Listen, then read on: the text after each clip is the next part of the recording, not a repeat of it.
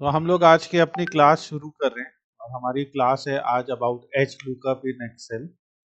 यानी H lookup का मतलब होता है हॉरिजॉन्टल लुकअप। तो दो तरीके के लुकअप हम पढ़ेंगे, लुकअप फंक्शंस, वी लुकअप और एच लुकअप।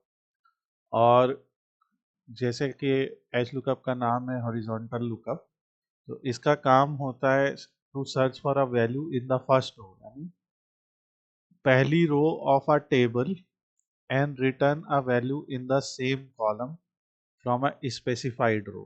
अब इसको पहले समझते हैं और फिर एग्जांपल देखेंगे। जैसे एच लुकअप में जब हम लिखते हैं तो पहले हम लिखते हैं लुकअप वैल्यू, फिर टेबल का एरे लिखते हैं, फिर रो इंडेक्स नंबर लिखते हैं कि कौन सी रो है, और रेंज लिखते हैं। रे ये वो लुकअप वैल्यू, जो वैल्यू हमें सर्च करनी है पहली रो में। फिर टेबल एरे, ये पूरी रेंज ऑफ सेल है जिसमें डेटा होता है। रो इंडेक्स नंबर, यानी कि उसी रेंज में वो रो नंबर कौन सा है जिसमें से वैल्यू उठानी है।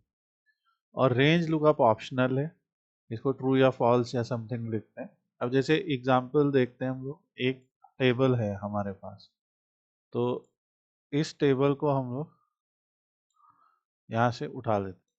सो हमने यहाँ से एक टेबल पेस्ट कर दी। अब इस टेबल में हमारे पास सब्जेक्ट है और डेटा है, तो अभी हम इसको फिल कलर ये ले लेते हैं। हमारे पास सब्जेक्ट है math, English, science, history, art, और इधर स्टूडेंट ए, स्टूडेंट बी, स्टूडेंट सी ऐसे लिखा है। तो स्टूडेंट ए के मैथ में कितने आए, इंग्लिश में कितने आए, एंड सो ऑन। ये सारा यहाँ पे डेटा लिखा है। अब हम लोगों को लुकअप करना है, तो इसके लिए मान लीजिए क्वेश्चन ये कि find science score of student सी। ये क्वेश्चन है, मतलब कि ये जो स्टूडेंट सी है इसने साइंस में क्या स्कोर किया है। बेसिकली जो हमें लुकअप करनी है वैल्यू वो ये है कि स्टूडेंट सी का साइंस का स्कोर। तो इसमें एक चीज़ तो ये है कि जब हम इस पूरी चीज़ को सेलेक्ट कर रहे हैं, मतलब तो इसको सेलेक्ट करने के लिए एक पूरी टेबल रेंज हमारी बन के आती है। जैसे ये A1 से शुरू हो रहा है और F4 तक जा रहा है, मतलब A1 से F4 ये हमारा पूरा एरे है। ठीक है, अभी हम उस पर भी बात करेंगे। तो इसलिए पहला फॉर्मूला क्या बन जाएगा कि हॉरिजॉन्टल लुकअप करिए साइंस को। यहाँ पे लुकअप, क्योंकि हमें साइंस वाली रो में से साइंस वाले कॉलम में से डेटा उठाना है, तो हम हॉरिजॉन्टल लुकअप में एक दो तीन चार जिसमें दिखा साइंस, क्योंकि हमें फंक्शन क्या कह रहा है, फंक्शन की डेफिनेशन क्या कह रही है कि search for a value in the first row of a table and return a value in the same column। तो वैल्यू देखनी है पहली रो में से कौन सी, जैसे मैथ भी उठा सकते हैं। पहली रो में कौन कौन सी वैल्यू है, सब्जेक्ट है, मैथ है, इंग्लिश है, साइंस है, हिस्ट्री है, आर्ट है, ये 6 वैल्यूज हैं। तो look for a value in the first row and then उसकी उस कॉलम में हमें वैल्यू उठानी है। तो हमें देखना पड़ेगा कि कितने इंडेक्स पे, तो हमें दिख रहा है 1 2 3 है। तो अब हम लोग इस बेसिस पे ये फॉर्मूला लिखते हैं, और वो फॉर्मूला यहाँ पे लिखा है 1 2 3 4। तो अब ये इक्वल टू हम कहीं भी लगा दें, कहीं भी, तो वो 92 आंसर हमें देगा। और फॉर्मूला क्या है, हमने क्या हॉरिजॉन्टल लुकअप करना है, साइंस उठाना है। A1 से F4 ये क्या है, what is A1 to F4? ये A1 से F4 हमारा है कि ये टेबल का स्टार्टिंग है, एरे है ये टेबल का स्टार्टिंग है और F4 पे बंद है। और वहां से कितने नंबर पे है, 1 2 3 4। और रेंज को हमने फॉल्स कर रखा, क्योंकि इसमें जैसे ये ऑप्शनल है वैसे भी, एग्जैक्ट मैच। एग्जैक्ट मैच का मतलब ये होता है कि अप्रोक्सीमेट मैच हो, फॉल्स फॉर एग्जैक्ट। हम चाहते हैं एग्जैक्टली साइंस ही जहाँ पे लिखा हो उसका ये डेटा आना चाहिए। तो ये हमारा होता है एच लुकअप। अब जैसे तुम बड़े उस पे करो, मान लो ये हम लोग का एक डेटा है, इसमें जी हम लोगों ने ट्रांसफार्मर की एफिशिएंसी निकालने की बात की है। तो ये ट्रांसफार्मर के different different different different features हैं उसके बेसिस पे। तो अब इसमें हमें पता है कि हमारे पास 250 रोज हैं। अब मान लीजिए हमें ये वाली वैल्यू निकालनी है, तो इस वैल्यू का ऊपर से आप देख सकते हो ये RE 237 पे, ठीक है। ये जी तो जी साफ साफ दिख ही रहा है कि एक से शुरू हो रहा है, 237 पे आ रहा है, ठीक है।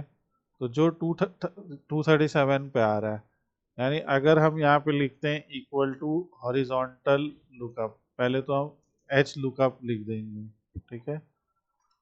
अब एच लुकअप को चाहिए सबसे पहले, ये फंक्शन है, तो इस फंक्शन को चाहिए लुकअप वैल्यू। अब हम लोग को कौन सी वैल्यू निकालनी है, वो कॉलम का नाम हम यहाँ से, तो हमें बेसिकली मान लीजिए कॉपर लॉस निकालना है। तो ये कॉपर लॉस है, ठीक है, इसको हम यहाँ पे लिख लेते हैं। तो जैसे लिखते हैं copper under score loss under score W, ये हमें निकालना है कॉपर लॉस इन वॉट कितना है। अब टेबल पूछ रहे हैं, तो टेबल हमने कहा A1 से शुरू होगी और ये जहाँ भी जाएगी J251 तक जाएगी। तो J251 तक पूरी टेबल सेलेक्ट हो गई। और ये पूछ रहे हैं कि अब इसमें से कौन सा, तो हमने मान लिया 237 नंबर पे जो वैल्यू है, और क्योंकि हमें एग्जैक्ट मैच चाहिए तो फॉल्स हम लिख देंगे। तो ये देखिए 892 यहाँ पे लिख के आ गया अपने आप। हम अगर यहाँ पे फॉल्स हमने लिखा नहीं, ऐसे हम फॉल्स लिख देते हैं, तब भी वही आएगा। तो ये जो है हमें वो वैल्यू निकालना है कि 236 पे जो वैल्यू होगी, तो 237 पे सॉरी, जो वैल्यू होगी वो उठा के दिखा दी इसने 892.05 ये वाली। तो ये इसका काम है कि इस तरीके से ये एच लुकअप है, ये आपने हॉरिजॉन्टली जो है एक लुकअप किया। मतलब हॉरिजॉन्टल का मतलब ये होता है कि पहली रो, ऑब्वियसली उसमें पहली रो जब हम लोग बोलते हैं तो सीधा सीधा मतलब हो रहा है कि हम कॉलम के नाम बोल रहे हैं, क्योंकि मतलब 90% या 99% ऑफ टेबल्स में पहली रो जो होती है वो कॉलम को ही रिप्रेजेंट करती है। तो ये हमारा हॉरिजॉन्टल लुकअप है। बड़ी टेबल हो चाहे लाखों रोज की टेबल हो, आपको उस वैल्यू का इंडेक्स जानना है कि वो वैल्यू का इंडेक्स क्या है, और उसको आपको निकालना है कि कॉपर लॉस की 237th वैल्यू कौन सी है। बेसिकली ये किसी भी कॉलम की 15th वैल्यू कौन सी है, 18th वैल्यू कौन सी है। बेसिकली इस टाइप के सवाल के जवाब हम लोग को यहाँ से मिलते हैं, ये है। और इसी तरीके से वी लुकअप टास्क, जैसे इसके की नोट क्या है कि lookup value science must be in the first row. जो रो इंडेक्स नंबर है वो specifies the row to return a value relative to table range. हमने क्या टेबल सेलेक्ट की है उस पे डिपेंड करता है, ठीक है।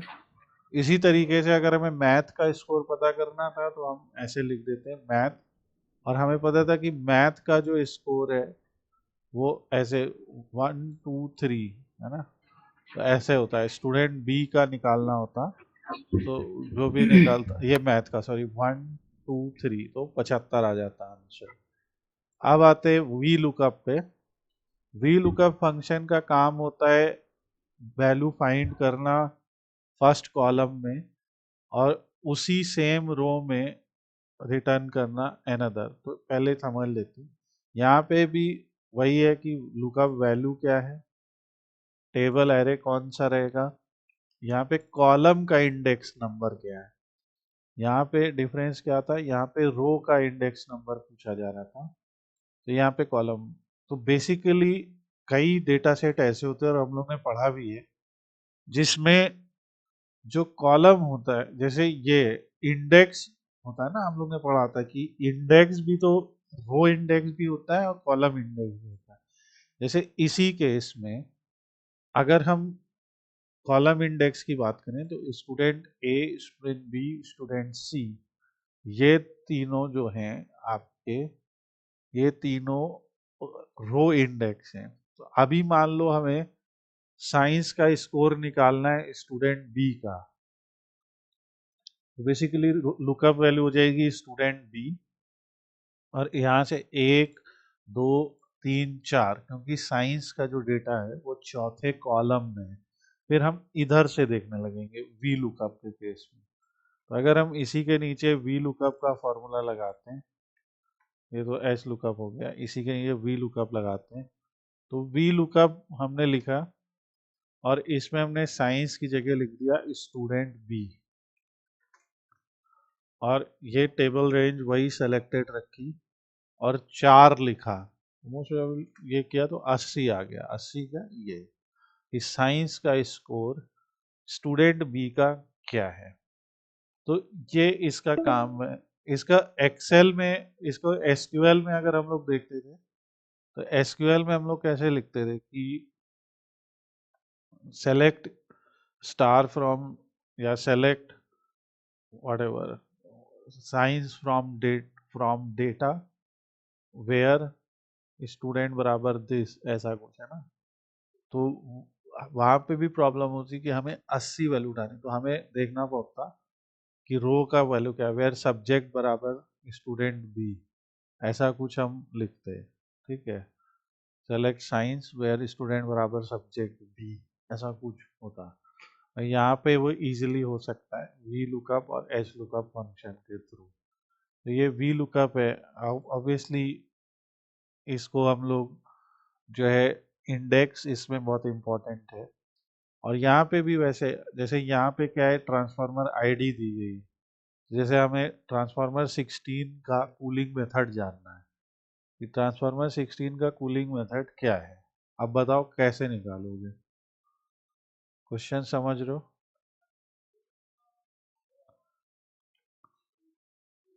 सवाल ये भी हो सकता है इसकी एफिशिएंसी क्या है या कूलिंग मेथड क्या है, कुछ भी। तो कैसे कूलिंग मेथड निकालोगे। मतलब 6 लग जाएगा टेबल एरे के बाद। तो आपने लिख दिया ना, 1, 2, 3, 4, 5, 6, 7 है।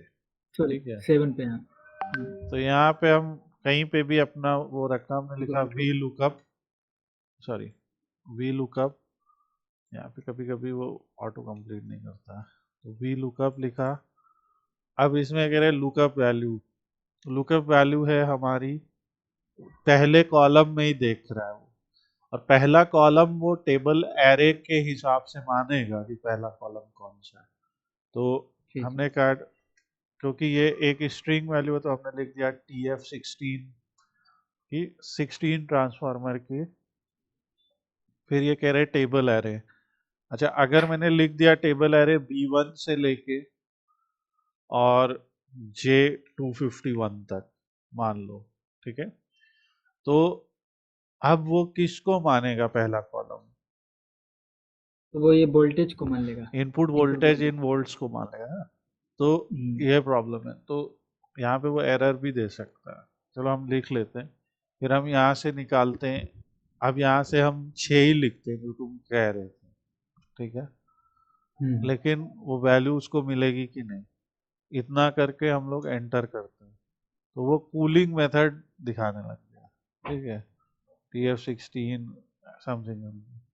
तो पॉइंट क्या है कि हम जो है अगर इसी को A1 लिख देते हैं, तो अब वो एमॉर्फस स्टील बताने लगा। तो ये कोर मेथड बताने लगा, क्योंकि 6 है, हमें एक्चुअली 7 चाहिए था। तो ये है, तो ये ऑन एफ मेथड है। अगर हमें एफिशिएंसी चाहिए तो गिनना, हमें इसमें उसको भी गिनना पड़ रहा है, वहां से नहीं, उसको मिला के ना, जैसे एक, हम्म। दो, 3, 4, 5, 6 ऐसे करके, तो वो तो आ जाएगा ऐसा। अभी मान लीजिए कि हम एक और शीट में हैं, जैसे इस शीट का हमने नाम कॉपी कर लिया, हम यहाँ पे ऐसे ट्राई करते हैं, तो इक्वल टू हमने ट्राई किया ऐसा कुछ, फिर एक्सक्लेमेशन किया, ठीक है। तो जैसे हम लोगों ने पिछले बार में सीखा था ना कि रिफर भी हम कर सकते हैं किसी और शीट का, है ना, जैसे उसमें करते हाँ नहीं थे पिवट हाँ, tables G equal G to G. करके। तो हम जैसे एक्सक्लेमेशन और मान लीजिए तो हम उस शीट में जा रहे हैं और अभी मान लीजिए हम A16 लिख देते हैं ऐसे, A16, तो ऑब्वियसली वो TF15 आ जाएगा क्योंकि हमें एक्चुअली वो ऊपर से काउंट नहीं कर रहा, A17 आ रहा है। ठीक है, तो ये इस तरीके से जो तुम्हारा पिछली बार क्वेश्चन है ना कि कैसे हम रिफर करते हैं, वो है। अब जैसे ये वी लुकअप हमने किया तो ये एक वैल्यू है।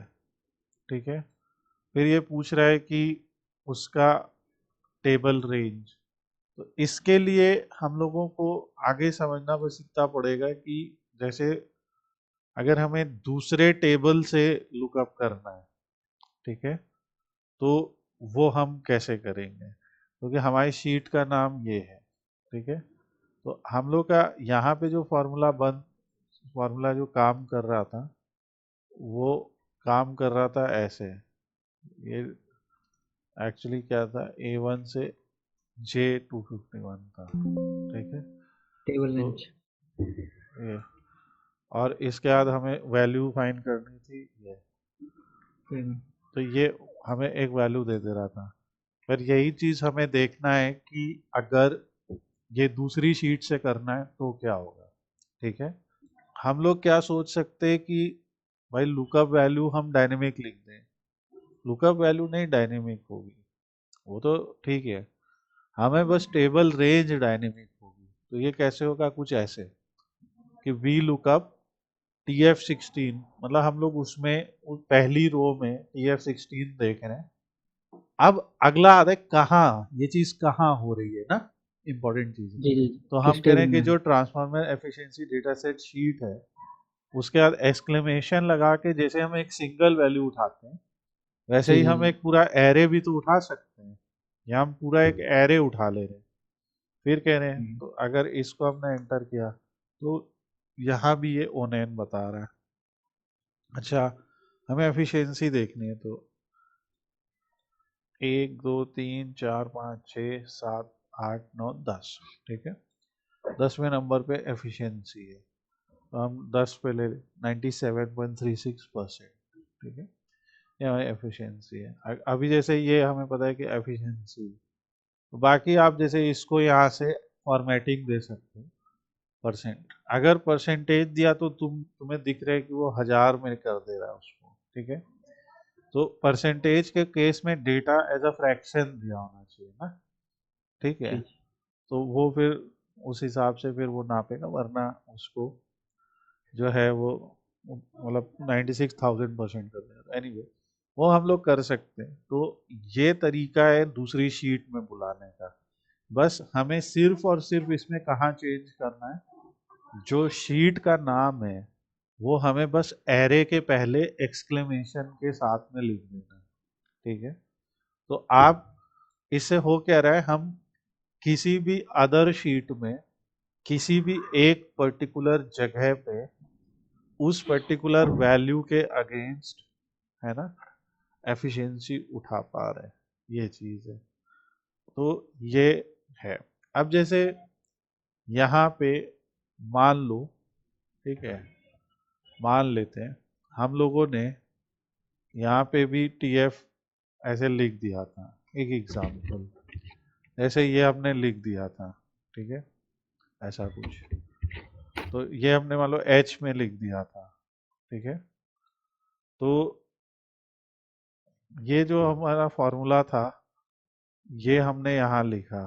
ठीक है, वी लुकअप, और या ये यहाँ लिख दिया। ठीक है, वी लुकअप, और यहाँ पे हमने लिखा H2, समझ रहे हो बात, H2। कॉलम पर। तो ये क्या हो रहा है, अभी ये हमको एरर दे रहा है कि H2 में ये, अच्छा यहाँ पे क्योंकि रेफ लिखा है तो हमें रेफ नहीं रेंज। लिखना। रेंज थी हमारी A1 से J2। J251, ये आ गई। अगर हम यहाँ पे डबल क्लिक कर देते हैं तो सारी ट्रांसफार्मर्स की एफिशिएंसी अब यहाँ आ जा रही है। समझ रहे हो बात? समझ गया सर। क्योंकि क्या हो रहा है, ये H2 है तो ये H3 हो जाएगा, ये H4 हो जाएगा, ये H5 हो जाएगा, क्योंकि वो एक एक बढ़ता चला जाएगा ना यहाँ से। तो बेसिकली हम, और ये भी हम लोग को जैसे उठाना था, तो क्योंकि ये वैल्यू हम लोग उठा रहे थे, तो ये भी हम शायद तो अपने TF1 TF2 ये करना तो बड़ा आसान था ना भाई, TF1 लिखो 2 लिखो। तो अगर हम यहाँ से TF1 और ये वैल लिख देते हैं मान लो, तो जैसे अगर हम इसको ही एक्सपेंड कर देते, जितना एक्सपेंड करते जाओगे ना वैसा डेटा डायनेमिकली उठ के आता जाएगा। तो इन सब, वो इसी टेबल टेबल से आएगा या एक न्यू आएगा? नहीं ये तो नया, वो इस टेबल से आ रहा है डेटा यहाँ से, पर अच्छा। लुकअप में यहाँ दिखाई दे रहा है ना बेसिकली। भाई ट्रांसफार्मर की आईडी तो देखो ना ऐसे ही बढ़ रही है ना, TF1 जी TF2 जी जी जी। TF3। तो ये तो अगर हम ऐसे खींच देंगे तो ये ड्रैग यहाँ कर तक देंगे। अपने आप ही बढ़ जाएगी, और ये अगर इसको डबल क्लिक कर देंगे तो ये अपने आप आ जाएगा। ठीक है। सो ठीक है। इस तरीके से आप डायनेमिक डेटा मतलब उठा सकते हो। और ये तो ऐसा नहीं है कि ये हमको ऐसा स्ट्रिंग ही लिखना है हर बार। हाँ, ये डेटा अगर आप डायनेमिकली लिखना चाहते हैं तो डायनेमिकली लिख दीजिए। तो इसका यही पर्पस होता है वी लुकअप का और एच लुकअप का, कि हम लोग इसमें करते हैं।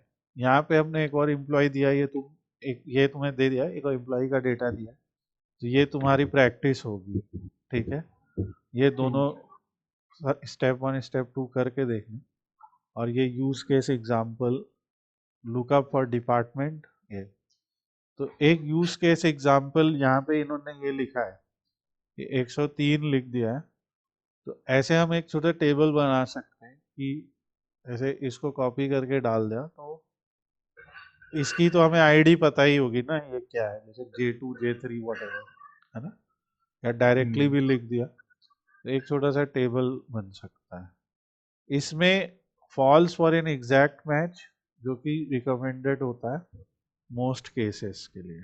ठीक है, तो ये है बस, अब इसकी प्रैक्टिस करिए और आगे ये। तो बस अब यहाँ पे ये। जैसे एक चीज़ और, इससे पहले आगे बढ़े, जैसे यहाँ पे हमने एक्सेल ट्यूटोरियल का एक पूरा अपना प्लेलिस्ट बनाया है, मतलब आर्टिकल्स हैं, जैसे जी जी। VBA सिंटैक्स, मॉडिफाइंग रिकॉर्ड, ये सब भी है यहाँ पे। ठीक है, तो इसमें काफ़ी सारे चैप्टर्स हैं सिर्फ एक्सेल से रिलेटेड। ठीक है, रो कॉलम रेंज, तो इसमें एक एक चैप्टर पढ़ सकते हो यहाँ से। बेसिक डेटा एंट्री फॉर्म बनाना, अरिथमेटिक ऑपरेशंस करना, सेल रिफरेंसिंग करना, सम एवरेज मिनिमम काउंट, और सबके यहाँ पे छोटे छोटे केसेस, फार्मूले, एग्जाम्पल सब दिए, राइट। ये तो इससे तुम्हारी अपनी प्रैक्टिस भी हो जाएगी। ये हमारा ठीक है है। एक्सेल का बेसिक।